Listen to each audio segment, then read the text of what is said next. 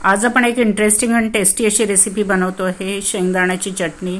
बघू शकता किती सुंदर दिसत आहे, रंग पहा किती छान आलाय चटणीचा आणि एकदम टेस्टी आणि झटपट होणारी ही रेसिपी आहे। ही चटणी तुम्ही थालीपीठासोबत, भाकरीसोबत, पराठ्यासोबत किंवा वरण भातासोबत खाऊ शकता आणि ही जर हवाबंद डब्यामध्ये भरून ठेवली तर ती 7-8 दिवस छान राहते आणि फ्रीज मध्ये ठेवली तर अजून जास्त दिवस टिकते।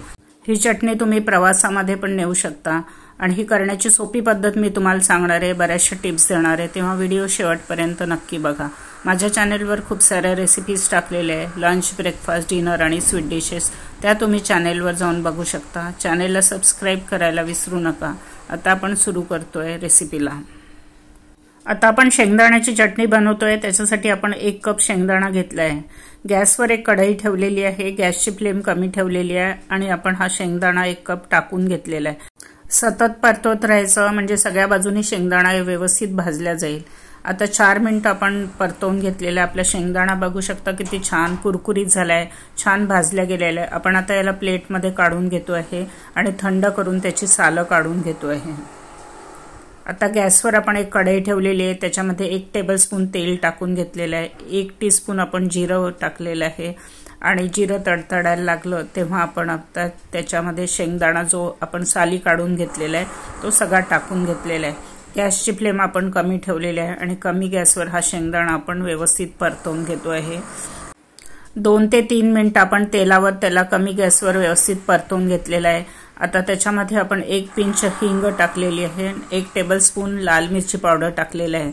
लाल मिरची पावडरचं प्रमाण तुम्ही कमी जास्त करू शकता आणि आता त्याला व्यवस्थित शेंगदाण्यामध्ये मिक्स करून परतवून घेतोय काही सेकंद।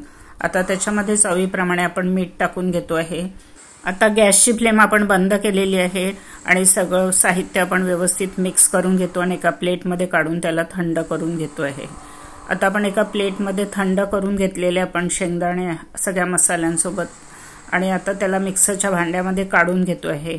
आता याच्यामध्ये आपण 12 ते 15 लसणाच्या पाकळ्या आहे ते टाकून घेतो आहे आणि मिक्सरमधनं त्याला जाडसर असं वाटून घेतोय आपण, खूप बारीक करायचं नाही।